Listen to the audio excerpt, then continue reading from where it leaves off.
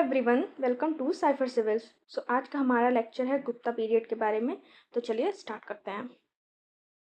तो हम मौर्यास पोस्ट मौर्यास पढ़ चुके हैं। उसके बाद हमने साउथ इंडियन किंगडम्स को कंप्लीट किया, जो कि मौर्यास के भी कंटेम्प्रेरी थे, पोस्ट मौर्यास के भी, और कुछ किंगडम थे जो गुप्ता और पोस्ट गुप्ता भी थे। लेकिन मैंने सोचा था कि एक ही वीडियो में हम complete south Indian history complete कर लेंगे, तो इसलिए हमने वो कंप्लीट किया। अब उसके बाद हम फिर नॉर्थ इंडिया पे आ गए, जहाँ पे अब हम गुप्ता पीरियड के बारे में पढ़ेंगे। इसके बाद पोस्ट गुप्ता, फिर उसके बाद पोस्ट हर्षवर्धन। ठीक है, उसके बाद खत्म हो जाएगी एंशियंट हिस्ट्री आपकी। तो चलिए स्टार्ट करते हैं। गुप्ता पीरियड हमारा चलता है 319 एडी से 540 एडी तक, और इसको हम क्लासिक और golden age of ancient India कहते हैं। अब आप सोचेंगे कि इसको गोल्डन एज क्यों कहा जाता है? क्या उनका एडमिनिस्ट्रेशन बहुत अच्छा था या उनकी सोसाइटी बहुत अच्छी थी? तो ऐसा नहीं था। उनको गोल्डन एज कहा जाता है आर्किटेक्चर की वजह से, क्योंकि आप देखेंगे कि यहाँ पे बहुत ज़्यादा आर्किटेक्चरल डेवलपमेंट होंगे, लेकिन वो आप आर्ट एंड कल्चर में पढ़ेंगे। इनका कुछ इंपॉर्टेंट जो पॉइंट्स होंगे वो मैं यहाँ कवर करा दूंगी, नहीं तो ये आर्ट एंड कल्चर का टॉपिक है, आर्किटेक्चर वगैरह। लेकिन गोल्डन एज इसी वजह से है क्योंकि आर्किटेक्चर इनका बहुत ज़्यादा डेवलप था। अब गुप्ता पीरियड के बारे में हमें इन्फॉर्मेशन कहाँ से मिलती है, तो पहले देख लेते हैं कुछ सोर्सेस। देखिए लिटरेरी सोर्सेस कौन कौन से। नीतिसार है, कमंडक ने लिखा है, देवी चंद्र गुप्तम विशाखा दत्त ने लिखा है, मृचकटिका ये शूद्रक ने लिखा है, कथा सागर सरिता ये सोमदेव ने लिखा है, स्वप्न वस्वदत्त ये भाष ने लिखा है, और वायु पुराण में इनके बारे में मेंशन है। तो इतने सारे सोर्सेज हैं जहाँ पे हमें गुप्ता पीरियड के बारे में इंफॉर्मेशन मिलती है। देखिए गुप्ता पीरियड के फाउंडर कौन है, कंफ्यूज मत होइएगा, चंद्रगुप्त फर्स्ट फाउंडर नहीं है, फाउंडर है श्रीगुप्त। ठीक है, और ये 230 एडी में गुप्ता एम्पायर को फाउंड करते हैं, और इनके बेटे थे घटोत्कच। ठीक, इन दोनों लोगों ने टाइटल लिया था महाराज का। इनके बारे में बस इतनी ही इन्फॉर्मेशन काफ़ी है। गुप्ता डायनेस्टी के बारे में पढ़ते हैं तो हम उसे 319 एडी से स्टार्ट मानते हैं। क्यों? क्योंकि यहाँ से चंद्रगुप्त फर्स्ट का रूल स्टार्ट हो गया था और गुप्त संवत भी स्टार्ट हो गया था। ठीक है, यह आपकी क्रोनोलॉजी है गुप्ता रूलर्स की। ठीक है, चंद्रगुप्त फर्स्ट हो गए, समुद्रगुप्त हो गए, रामगुप्त हो गए, फिर चंद्रगुप्त सेकंड आएंगे, कुमारगुप्त आएंगे। इनके देखिए टाइटल भी लिखे, चंद्रगुप्त सेकंड को विक्रमादित्य बोलते हैं, कुमारगुप्त को महेंद्रदित्य। फिर स्कंदगुप्त फर्स्ट आएंगे। फिर ये सब जो हैं छोटे छोटे रूलर्स हैं, इनके बारे में इतनी इन्फॉर्मेशन नहीं है। और लास्ट है हमारे कुमारगुप्त थर्ड, लेकिन हमें मेन इन्हीं इतनों का पढ़ना है। ठीक है, देखिए चंद्रगुप्त फर्स्ट, इनका रूल चलता है 319 एडी से 334 एडी तक। इन्होंने टाइटल लिया था महाराज धीराज का। ठीक है, टाइटल याद रखिएगा किसने कौन सा टाइटल लिया था। और इन्होंने गुप्ता एरा की स्टार्टिंग की है गुप्त संवत की इन 320 एडी, जब इन्होंने स्टैब्लिश किया। ठीक है, इन्होंने बहुत सारे गोल्ड कॉइन्स को स्टैब्लिश किया। इनकी वाइफ थी कुमार देवी, उनके नाम पे भी इन्होंने गोल्ड कॉइन्स को स्टैब्लिश किया। King and queen on coins थे चंद्रगुप्त फर्स्ट, कुमार देवी टाइप दिनार्स, गोल्ड कॉइन्स को दिनार्स बोलते थे। ठीक है, ये कुमार देवी जो इनकी वाइफ थी वो लिच्चावी प्रिंसेस थी। और देखिए एक मैंने मीम देखा था इसी से रिलेटेड कि जो है Chandragupta first soft launches his wife, मतलब उन्होंने कॉइन पे अपनी वाइफ का, और उनकी इमेज है तो उन्होंने अपनी कॉइन को सॉफ्ट लॉन्च किया है। चलिए फिर आगे देखते हैं। समुद्रगुप्त का टाइम पीरियड है 335 से 380 एडी तक। ये ग्रेटेस्ट किंग, इन्होंने मतलब अपना टाइटल लिया था पराक्रम, इसका मतलब होता है ग्रेटेस्ट किंग। इनको इंडियन नेपोलियन भी कहा जाता है। कौन कहता है? V A Smith. देखिए ये बहुत फेमस है कि इंडियन नेपोलियन किसको कहा जाता है, तो ये भी पूछ सकता है कि किसने कहा है, तो वी ए स्मिथ ने कहा है अपनी book the early history of India में। ये ग्रेटेस्ट कनकरर हैं, पोएट भी हैं, ये कविराज, इन्होंने टाइटल लिया कविराज। ठीक है, वैष्णवाइट थे लेकिन बुद्धिस्ट की तरफ भी टॉलरेंट थे। और देखिए इनकी डोमिनियन कहाँ तक, इनके टाइम बहुत ज़्यादा एक्सपेंड हुआ है ना गुप्ता एम्पायर। तो देखिए Java, Sumatra, Malay islands in the sea, यहाँ अब बताइए जावा सुमात्रा हमने कहीं और भी पढ़ा है, इसको किसी और ने भी ऐसे यहाँ तक फैलाया है, इंपीरियल चोलाज ने ना, राजेंद्र फर्स्ट चोला ने। When he died, his mighty empire bordered that of Kushan of western province, Vakatakas in Deccan। जब इनका ये मर जाते हैं तो इनके एम्पायर देखिए कहाँ तक एक्सटेंड हुआ है। जैसे देखिए ये है हमारा मैप,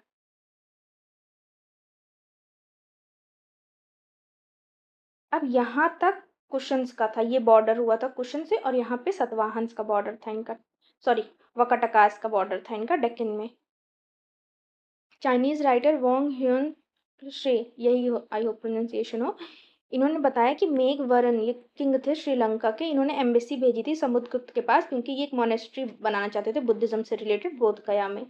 तो ये पूछता है किसके टाइम, तो ये था आपका समुद्रगुप्त के टाइम। ठीक है, अब इनके टाइटल्स देख लीजिए कौन कौन से हैं। नालंदा कॉपर प्लेट पे मेंशन है परम भागवत नाम से। कॉइन पे इनके क्या मेंशन है, अश्वमेध पराक्रम, वही ग्रेटेस्ट रूलर ना। कॉइन पे मेंशन है विक्रम। सर्वराज उचित, ये मेंशन है कॉइन पे, इसका मतलब होता है अपरूटर ऑफ ऑल किंग, जिसने सारे साम्राज्य को, सारे राजाओं को खत्म कर दिया है। सिर्फ यही एक गुप्ता रूलर हैं जिनके पास ये टाइटल था, समुद्रगुप्त के पास ना, एस से एस याद रख लीजिएगा। उसके बाद देखिए उनका इंस्क्रिप्शन, प्रयाग प्रशस्ति इलाहाबाद पिलर इंस्क्रिप्शन, जो कि इनके कोड पोएट हरि सेन ने लिखवाया है, संस्कृत में लिखा है। ठीक है, ब्राह्मी स्क्रिप्ट। अब देखिए इसमें और भी लोगों के इंस्क्रिप्शन है। अशोकन इंस्क्रिप्शन भी है इसमें ब्राह्मी स्क्रिप्ट में। और queen edict regarding the charitable deed of Ashok's wife Karuvaki, जो अशोक की वाइफ थी करुवकी, इनके बारे में भी मेंशन है इसमें। और जहांगीर का भी इंस्क्रिप्शन है इसमें पर्शियन में, और बीरबल का भी नेम इसमें मेंशन है। ठीक है, सब ओरिजिनली किसने बनवाया है, ओरिजिनली इसको अशोक ने ही बनवाया था। उसके बाद ये बाद में इलाहाबाद शिफ्ट कर दिया जाता है अकबर के द्वारा, पहले कौशंबी में था। अब देखिए दिनार जो original type of gold coins थे किस किस टाइप के थे, गरुड़ बने हुए हैं, Garuda type. Dhanurdhari that is आर्टर है, मतलब धनुष लिए हुए। अश्वमेध टाइप है। व्याघ्रहणन टाइप, टाइगर किलिंग टाइप है, मतलब टाइगर को मारते हुए। वीणा वादन ल्यूट प्लेइंग, मतलब ये वीणा बजाते थे ना, इसलिए इनको वीणा वादन वाली कॉइन्स में। ये सब समुद्रगुप्त के टाइम की हैं कि किस किस टाइम की किस किस टाइप के कॉइन्स इन्होंने इशू किए थे। उसके बाद आ जाते हैं हमारे चंद्रगुप्त सेकंड, विक्रमादित्य जिनका टाइटल है। इन्हीं के टाइम कौन विजिट किया है, चाइनीज पिलग्रिम फहान। ठीक है, इनका टाइम पीरियड है 380 से 414 एडी तक। अकॉर्डिंग टू देवी चंद्रगुप्त, जो विशाखादत्त की बुक है, इसमें लिखा है समुद्रगुप्त को सक्सीड किया है रामगुप्त ने। ये सिर्फ ऐसे गुप्ता रूलर थे जिन्होंने कॉपर कॉइन्स को इशू किया है। अब इनके बारे में देखिए, ये बहुत ही बेकार रूलर थे, किसी लायक नहीं थे। तो इन्होंने क्या किया था, ये अपनी, इनकी जो क्वीन थी ध्रुव देवी, इनको इन्होंने शाक लोगों को सौंप दिया, सरेंडर कर दिया। ठीक है, लेकिन जब चंद्रगुप्त सेकंड जो इनके छोटे भाई थे, वो जो है शाक रूलर को मारते हैं और रामगुप्त को भी मार देते हैं और इनका किंगडम ले लेते हैं और इनकी बीवी ध्रुव देवी से खुद शादी कर लेते हैं। शाखा दत्त के प्ले नाट्य दर्पण और देवी चंद्रगुप्तम में ये मेंशन है कि उन्होंने शाक रूलर रुद्रसिम्हा थर्ड को हराया था। अब इन्होंने शाक रूलर को ओवरथ्रो कर दिया, तो अब गुप्ता एम्पायर कहाँ तक पहुंच गया आपका, ये अरेबियन सी तक पहुंच गया। शाक वगैरह यहीं पे थे ना, तो इस वजह से। इनका इंस्क्रिप्शन है उदयगिरी केव इंस्क्रिप्शन। अब देखिए चंद्रगुप्त सेकंड ने अपने एम्पायर को वही मैट्रिमोनियल अलायंसेस से बढ़ाया। नागास की राजकुमारी कुबेर नाग से इन्होंने शादी की, इसलिए जब इनकी वाइफ के बारे में पूछेगा चंद्रगुप्त सेकंड की, तो मेन आप यही लिखेंगे कुबेर नागा को ना। इनको ये भी वाइफ तो हो गई ना, ध्रुव देवी भी, जब इनसे शादी कर ली, लेकिन ज़्यादातर ऑप्शंस में आपको कुबेर नागा ही मिलेंगी। फिर वकाटकास के साथ इन्होंने अलायंस बढ़ाने के लिए अपनी बेटी प्रभावती गुप्ता को, जो है वकाटका प्रिंस रुद्रसेन सेकंड से शादी कर देते हैं और वेस्टर्न इंडिया को कॉन्क्वेस्ट करके मिला लेते हैं। तो ऐसे इन्होंने अपने एम्पायर को एक्सटेंड किया। अब देखिए जो प्रभावती गुप्ता है ना, इनके पति रुद्रसेन सेकंड मर जाएंगे। जब आप वकाटका रूलर्स के बारे में पढ़ेंगे हम आगे, तो वहाँ पढ़ेंगे कि ये मर जाते हैं, तब उसके बाद ये रूल करती हैं प्रभावती गुप्ता कुछ देर टाइम तक। तो अगर पूछता है वकाटका रूलर्स में, तो ये वकाटका रूलर्स में आ जाएंगी, गुप्ता में नहीं आएंगी। ठीक है, ये पहले गुप्ता रूलर थे जिन्होंने सिल्वर कॉइन्स को इशू किया। किस वजह से इशू किया बताइए, क्योंकि शाक के ऊपर अपनी विक्ट्री को मार्क करने के लिए। इनका टाइटल क्या है, सकारी, मतलब जो शाक्स को हराया था, इस वजह से। विक्रमादित्य देवगुप्त नरेंद्र चंद्र, ये सब इनका कैपिटल है। इनकी पहली कैपिटल थी प्रयाग, जिसको इन्होंने शिफ्ट कर दिया था। सेकंड कैपिटल इनकी बन गई उज्जैन, जो कि शिप्रा रिवर के बैंक पे है। अब देखिए एक आयरन पिलर इंस्क्रिप्शन मेहरौली वाला भी है, जो कुतुब मीनार दिल्ली में। इसमें है कि जो ये चंद्रगुप्त सेकंड है, इन्होंने वंगास और वहिलकास की कॉन्फेडरेसी को जो है हराया था। अब देखिए ये सब इतना मत सोचिए वंगास कहाँ है, वहिलकास कहाँ है, कौन है, इनके बारे में पढ़ लेने, इतना नहीं पढ़ना है। बस इतना पढ़ना है कि ये यहाँ मेंशन है कि इन्होंने वंगास और वहिलकास को हराया था। ठीक है, विष्णु के डिवोटी थे, ये भी इसी में मेंशन है। और इन्होंने विष्णु ध्वज सेटअप किया है, जिसको विष्णु पद भी बोलते हैं। ठीक है, इनके टाइटल्स देवगुप्त, देवराज, देवश्री, सिंह, विक्रम। फहान इन्हीं के टाइम विजिट किए थे, चाइनीज पिलग्रिम थे। देखिए यहाँ पे भी टाइटल्स मैंने लिखे हैं और ये भी उन्हीं के ही टाइटल्स हैं। फिर देखिए बुक, फहान की बुक कौन सी थी, फुकुई की इनकी बुक थी। फहान फाफा से याद रख लीजिए। ठीक, इन्होंने मैंने कॉमन लाइफ के बारे में बताया है, अनटचेबिलिटी के बारे में बताया है। अब इनके टाइम किस तरीके के गोल्ड कॉइन्स थे, अश्वरोही टाइप थे, छत्रधारी टाइप थे, चक्र विक्रम टाइप थे। ठीक है, बस ऐसे एक आइडिया के लिए देख लीजिएगा, कोई बहुत नहीं। और चंद्रगुप्त सेकंड के कोर्ट में हमें नवरत्न भी मिलते हैं, कालिदास मिलते हैं इन्हीं के कोर्ट में जो पोएट हैं। इनकी पोएट्री कौन कौन सी है? ऋतु संहार, मेघदूतम, कुमार संभवम, रघुवंशम, ये इनकी पोएट्री। और ड्रामास मालविका अग्निमित्र, विक्रम मोर वश्यम, अभिजान शकुंतलम। मालविका अग्निमित्र, आपको पता है ना, अग्निमित्र रूलर जो थे उनके ऊपर है ये। अमर सिन्हा, ये देखिए इन्होंने अमर सिन्हा कोश लिखा है, लेक्सिकोग्राफर थे। लेक्सिकोग्राफर जो डिक्शनरीज लिखते हैं उनको बोलते हैं, ठीक। धन्वंतरी ये फिजिशियन थे, इन्होंने नवीनतकम मेडिसिन टेक्स्ट लिखा है। वराह मिहिर ये एस्ट्रोनॉमर थे, इन्होंने क्या लिखा है? पंच सिद्धांतिका, वृहत संहिता, वृहत जटका, लघु जटका, ये इन्होंने लिखा है। अरारुचि ये वर्तिका, अ कमेंट ऑन अष्टधाई। अष्टधाई जो है ये पनिनी की बुक है ना ग्रामर की, तो उस पर इन्होंने कमेंट किया है वर्तिका नामक बुक में, ठीक। अरारुचि ये भी ग्रामेरियन थे। फिर उसके बाद घटकरण ये डिप्लोमैट थे, वेल भट्ट मैजिशियन थे, शाह प्रणक ये एस्ट्रोलॉजर थे, शांकु आर्किटेक्ट थे, ठीक। ये इनके नवरत्न थे। उसके बाद हमारे आते हैं कुमारगुप्त। इनका रूल चलता है 415 से 455 एडी तक। ये लॉर्ड कार्तिकेय के वर्शिपर हैं, डिफरेंट हैं कुछ, ठीक है। ज़्यादातर लोग विष्णु जी के हैं या शिव जी के हैं, या आप पढ़ेंगे बुद्धिज़्म जैनिज्म, तो ये डिफरेंट है ना। लॉर्ड कार्तिकेय के वर्शिपर हैं कुमारगुप्त। इन्होंने नालंदा यूनिवर्सिटी बनवाई है फहान के अंडर, और महायाना बुद्धिज़्म को प्रमोट करते थे। किया ना, महायाना कौन? जो बुद्ध को एज अ गॉड वर्शिप करते थे। इनका टाइटल है महेंद्रदित्य। चंद्रगुप्त सेकंड का क्या था? विक्रमादित्य, ठीक है। इनका इंस्क्रिप्शन है मंडसौर दासपुर इंस्क्रिप्शन, जिसमें पहला एडवर्टीजमेंट है वर्ड का। और इसमें सिल्क किस चीज़ के बारे में एडवर्टीजमेंट है? सिल्क ट्रेड के बारे में। और सिल्क, ये जो तंतुत्वायज होते थे ये सिल्क वेवर गिल्ड होते थे। गिल्ड ना आप जानना है, समूह होता है ट्रेडर मर्चेंट्स का, वही इन्हीं को हेड करते हैं। इनकी वाइफ थी अनंत देवी। वाइफ इसलिए मेंशन कर दिया है क्योंकि वाइफ का मैच द फॉलोइंग क्वेश्चन काफ़ी बार आया है। गुप्ता इंस्क्रिप्शन यहाँ पे शॉर्ट में लिखे हैं, किसके कौन से इंस्क्रिप्शन है इसको एक बार आप देख लीजिएगा। समुद्रगुप्त का Prayag Allahabad Iran, Nalanda copper plate, Chandragupta second का मेहरौली, स्कंदगुप्त का जूनागढ़ भिटारी इंदौर, बुद्धगुप्त का पहाड़पुर कॉपर प्लेट, ठीक। इसमें क्या क्या मेंशन है आपके लिए टेबल लगी हुई है। फिर आते हैं हमारे स्कंदगुप्त, 455 से 467 एडी तक। इन्होंने हुन्स का जो इन्वेजन हो रहा था उसको इन्होंने भगाया। ये कहाँ मेंशन है? भिटारी पिलर इंस्क्रिप्शन में मेंशन है। और इन्होंने भी विक्रमादित्य का टाइटल लिया था, क्रमदित्य का लिया था, परम भागवत, ये सब कॉइन्स में मेंशन है इनके। सरक्रोपमा ये कहाउन पिलर इंस्क्रिप्शन है उसमें मेंशन है। देवराज ये आर्य मंजूश्री मूलाकल्प है उसमें मेंशन है। इन्होंने भी सुदर्शन लेक को रिपेयर करवाया था, जिसको किसने बनाया है? पुष्यगुप्त। कौन थे? चंद्रगुप्त मौर्य के गवर्नर, उन्होंने बनवाया था। उसके बाद किसने? रुद्रदमन ने भी रिपेयर करवाया था। कॉन्टिन्यूस हुंस अटैक हो रहे थे तोमर अफगानिस्तान में, तो इसी वजह से इनका एम्पायर बहुत ज़्यादा वीक हो गया था, इसलिए गुप्ता एम्पायर धीरे धीरे खत्म हो गया।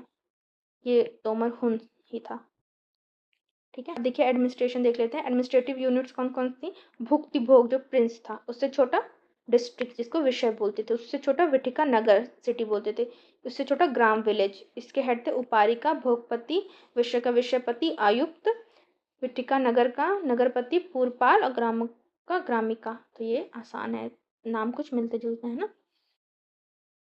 एडमिनिस्ट्रेशन देख लीजिए, डिसेंट्रलाइज था। मौर्यास का तो बहुत ज़्यादा सेंट्रलाइज था, इनका थोड़ा डिसेंट्रलाइज हो गया था। लेकिन जो ऑफिसर की पोस्ट थी वो हेरिडिटरी थी, ठीक है। क्वासी फ्यूडल इकॉनमी थी, मतलब फ्यूडल्स भी थे और हेरिडिटरी ग्रांट्स मिलते थे।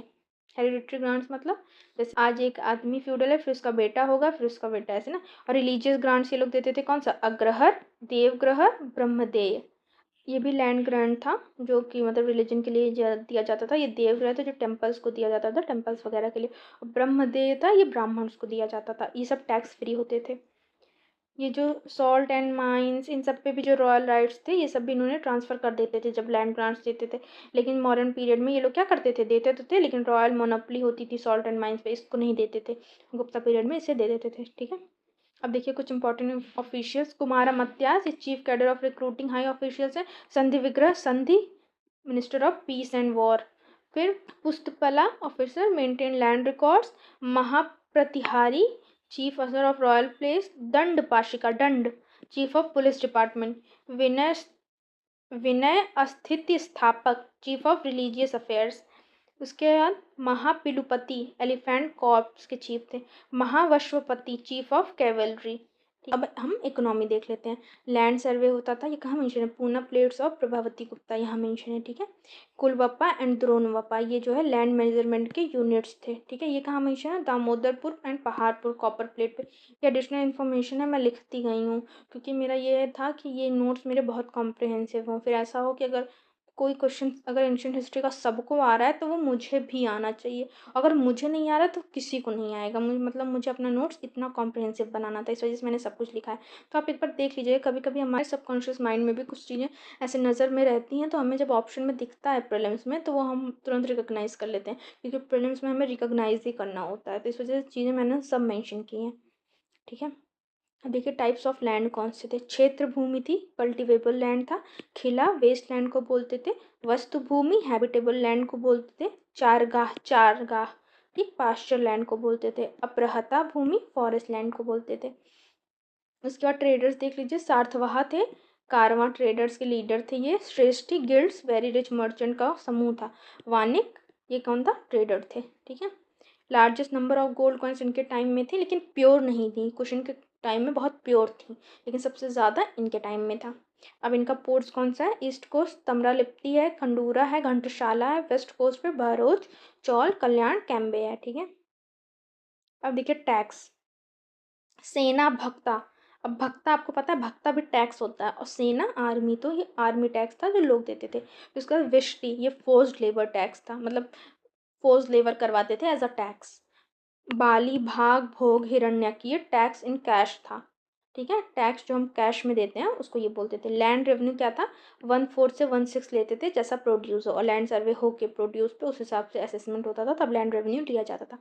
अब इंपॉर्टेंट टर्म्स, भाग king customary share of the produce, non में 1/6 ऑफ द प्रोड्यूस होता था, ये भाग।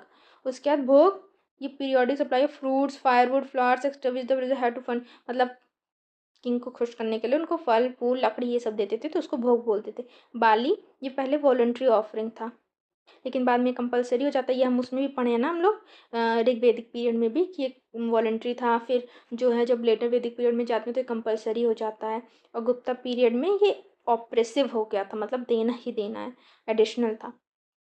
फिर है आपका उपारिकार, ये एक्स्ट्रा टैक्स है जो सारे सब्जेक्ट्स पे लगाया जाता था।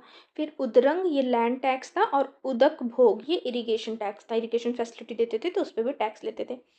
फिर देखिए टेक्सटाइल इंडस्ट्री इनकी सबसे ज़्यादा, इनके टाइम में सबसे ज़्यादा प्राइम इंडस्ट्री इनकी टेक्सटाइल इंडस्ट्री थी, जो कि कहाँ कहाँ है, गुजरात, बंगाल, डेक्कन, तमिलनाडु, यहाँ सब थी। ठीक है, घटना चक्र में क्वेश्चन था इस वजह से ऐड है।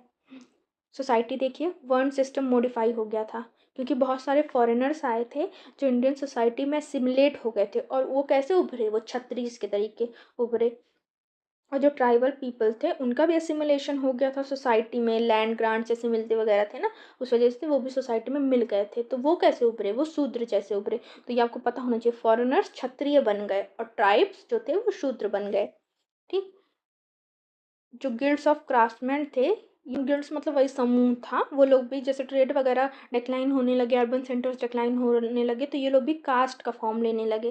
ठीक है, जो शूद्र की सोशल पोजीशन थी वो हमें लग रहा था कि इम्प्रूव हो रही है। ठीक है, क्योंकि क्या होता है, अब उन लोगों को एपिक्स और पुराण सुनने का परमिशन मिल गया था, और वो एक नए गॉड को वर्शिप करने लगे थे, कृष्ण जी को। ठीक है, लेकिन अनटचेबिलिटी बहुत ज़्यादा इंटेंसिफाई हो गई थी। ये जो कात्यायन है ना, ये एक स्मृति राइटर हैं जो स्मृति को लिखते हैं, जैसे मनुस्मृति वगैरह है ना, वैसे ये स्मृति राइटर हैं। इन्होंने पहली बार ये टर्म यूज़ किया, अस्पर्श, मतलब जिसको छुआ ना जा सका हो, जिसको अनटचेबल्स बोलते हैं। ठीक, तो इन्होंने अनटचेबिलिटी का टर्म इन्वेंट किया है।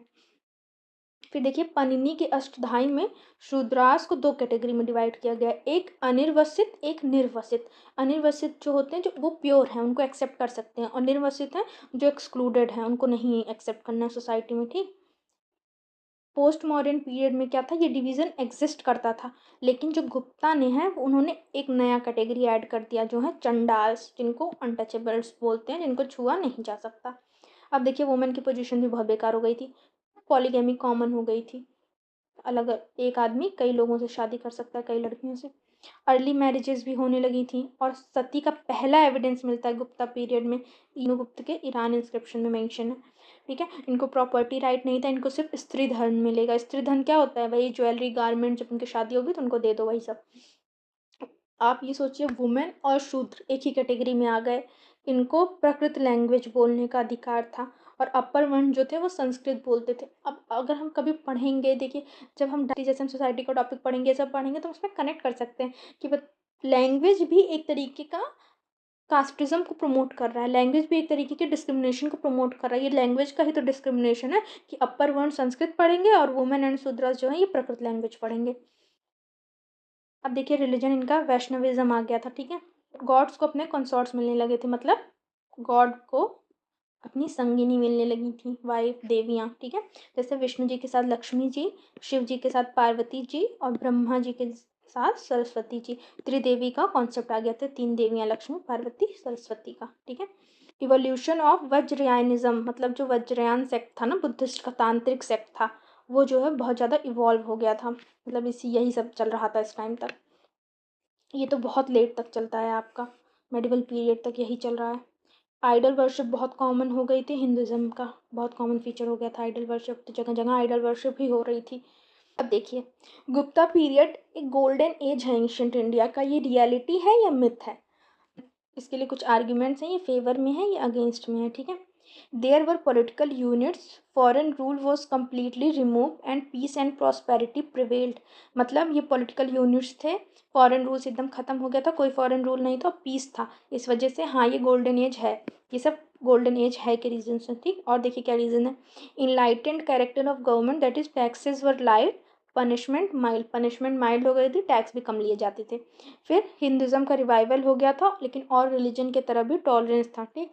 संस्कृत डेवलप्ड कर गई थी, आर्ट एंड लिटरेचर फ्लरिश्ड हो गया था। और इनके समय ग्रेट पर्सन जैसे नवरत्न थे ना, कालिदास, अमर सिन्हा, धन्वंतरी, आर्यभट्ट, बरहमरा, ये सब इन्हीं के टाइम पे रह रहे हैं, इस वजह से गोल्डन एज है। अब गोल्डन एज क्यों नहीं है? बहुत सारे फ्यूडेटरीज थे, वही ना हमने मतलब क्वासी फ्यूडल इकोनॉमी थी, तो बहुत सारे फ्यूडेटरीज थे, लार्ज सेंट्रल आर्मी नहीं थी, ब्यूरोक्रेसी नहीं थी, डेवलपमेंट ऑफ फ्यूडल एलिमेंट, जैसे लैंड ग्रांट्स बढ़ा दिया, और जो चीज़ सेंट्रलाइज थी मॉडर्न टाइम में उसको डिसेंट्रलाइज कर दिया, सॉल्ट एंड माइंस ये सब भी लैंड ग्रांट्स के तरीके देने लगे, ये सब। ट्रेड एंड गिल्ड्स का डिक्लाइन हो गया, तभी कास्ट में ये लोग पेमेंट्स हो गए थे ना। अर्बन सेंटर्स का डिक्लाइन हो गया, वर्ण का डिस्टिंक्शन बढ़ गया, सोशल डिसऑर्डर बढ़ गया, स्टेटस ऑफ वुमेन डिक्लाइन हो गया। तो फिर भैया कैसे ये जो है गोल्डन एज है, यही क्वेश्चन है, ठीक है। लेकिन आपको लास्ट में क्या देना है, बैलेंस ओपिनियन देना है, जब भी मेंस में क्वेश्चन आएगा आपको बैलेंस्ड रहना है। मतलब आप कहेंगे कि हाँ कुछ खामियां थी सोसाइटी में, कुछ दिक्कतें थी, लेकिन हम उसको गोल्डन एज इस वजह से कहते हैं क्योंकि आर्ट एंड आर्किटेक्चर, लिटरेचर, ये सब बहुत ज़्यादा फ्लरिश हुआ है। अब देखिए इंडियन लिटरेचर्स, रिलीजियस लिटरेचर्स वो होती हैं जो रिलीजियस टेक्स्ट हैं, जैनिज्म, बुद्धिज्म, हिंदुज़म के, ठीक है। अब देखिए हिंदू टेक्स्ट कौन कौन से हैं, वायु पुराण, ये सब गुप्ता टाइम पीरियड के टेक्स्ट हैं, ठीक है, ये आपको ध्यान देना है। हिंदू टेक्स्ट वायु पुराण, विष्णु पुराण, मत्स्य पुराण, रामायण, महाभारत, मनुस्मृति, रीरिटन, नारद स्मृति, प्रसार स्मृति, बृहस्पति स्मृति, कात्यायन स्मृति, वही जो कात्यायन जिन्होंने अनटचेबल्स के बारे में लिखा है। फिर बुद्धिस्ट टेक्स्ट अभिधर्म कोश, दिग्नगा, विशुद्धिमा, बुद्ध घोष ने लिखा है, ठीक। जैन टेक्स्ट न्यायवर्तम, सिद्धसेन ने लिखा है। फिर सेकुलर लिटरेचर्स कुछ थे, ये कौन कौन से थे, जिसमें पोइट्री है, ड्रामा है, politics, economics, study, grammar, law, warfare, तमाम चीज़ें हैं, बस रिलीजन से रिलेटेड नहीं है ये, ठीक है। ऋतुसंहार फर्स्ट पोइट्री थी, फिर मेघदूतम, कुमार संभवम, रघुवंशनम, मालविकनमित्र फर्स्ट ड्रामा था, विक्रमोर्वशीयम, अभिज्ञान शकुंतलम कालिदास ने लिखा है, मुद्र रक्षका विशाखा दत्त ने, कीर्तर्जुनिया भारवी ने, काव्यदर्श दास कुमार चरित दंडिन ने, मृचकटिका शूद्रक ने, पंचतंत्र विष्णु शर्मा ने लिखा है, कामसूत्र वत्स्यायन ने लिखा है, ठीक है। अब कुछ साइंटिफिक लिटरेचर्स थे जिसमें science, medicine, astronomy, mathematics, grammar, इन सब के बारे में है। कौन, आर्य भाटिया, सूर्य सिद्धांत ये आर्यभट्ट ने लिखा है, ब्रह्म सिद्धांत ब्रह्मगुप्त ने लिखा है, पंच सिद्धांत का वृहत संहिता, वृहत जटका, लघु जटका ये वरा मिहिर ने लिखा है। अष्टांग हृदय जो मेडिसिन के बारे में, ये वाघभट्ट ने लिखा है। नवनीतिकम ये धन्वंतरी ने लिखा है। महाभाष्यकार्य और लघु भाष्यकार ये भास्कर ने लिखा है, भास्कर है ना। हस्त आयुर्वेद ये पलक कप्पई ने लिखा है। तो ये आप इतना याद करिएगा लिटरेचर्स को, क्योंकि बुक्स का बहुत ज़्यादा पूछता है, इसीलिए जब मैं अभी घटना चक्र जब सॉल्व कराऊंगी तो उसमें एक एंशिएंट लिटरेचर्स का टॉपिक आएगा, तो उसमें मैं पढ़ाऊंगी थोड़ी ना फिर से आपको सारे एंशिएंट लिटरेचर्स अलग, वो सब यही सब रहेंगे ना, यही सब का तो वो बाद में क्वेश्चन अलग एक चैप्टर बना दिया है जिसमें क्वेश्चन पूछे गए हैं, तो आपके क्वेश्चन इन्हीं सबसे सॉल्व होंगे उसके। देखिए, मनुस्मृति को इंग्लिश में ट्रांसलेट किया गया है, जिसको क्या टाइटल दिया गया है, इंस्टीट्यूट्स ऑफ हिंदू लॉ। ये किसने किया है? विलियम जोन्स ने किया है। अभिजान अभिजान शकुंतलम को ट्रांसलेट किया है इंग्लिश में, ये भी विलियम जोन्स ने किया है। कालिदास को शेक्सपियर ऑफ इंडिया बोलते हैं। मृचटिका ये लव स्टोरी है एक पुअर ब्राह्मण चरुदत्त की एंड वर्चुअस कोर्टेसन वसंत सेन की। ठीक है, ये इसमें रियल डिपिक्शन है सिटी लाइफ का। Kamasutra earliest book on sex है। ब्रह्म सिद्धांता ये ट्रांसलेट की गई है अरेबिक में under the title Sindh Hind. ठीक है, ये सारी बुक के बारे में कुछ इन्फॉर्मेशन है जो बाद में उनमें डेवलपमेंट हुआ है। ठीक, अब देखिए गुप्ता आर्ट एंड आर्किटेक्चर, ये मैंने ऐड कर दिया है। आर्ट एंड कल्चर का टॉपिक है लेकिन फिर भी मैंने ऐड कर दिया है इस वजह से, क्योंकि अगर आप आर्ट एंड कल्चर अलग से नहीं पढ़ पा रहे हैं तो इसमें कवर हो जाए आपका। The architecture of Gupta period में बी डिवाइडेड इंटू 3 कैटेगरीज। क्या? रॉक कट केव्स, ठीक, अजंता एंड एलोरा ग्रुप जो महाराष्ट्र में है, और बाग केव्स एमपी में है।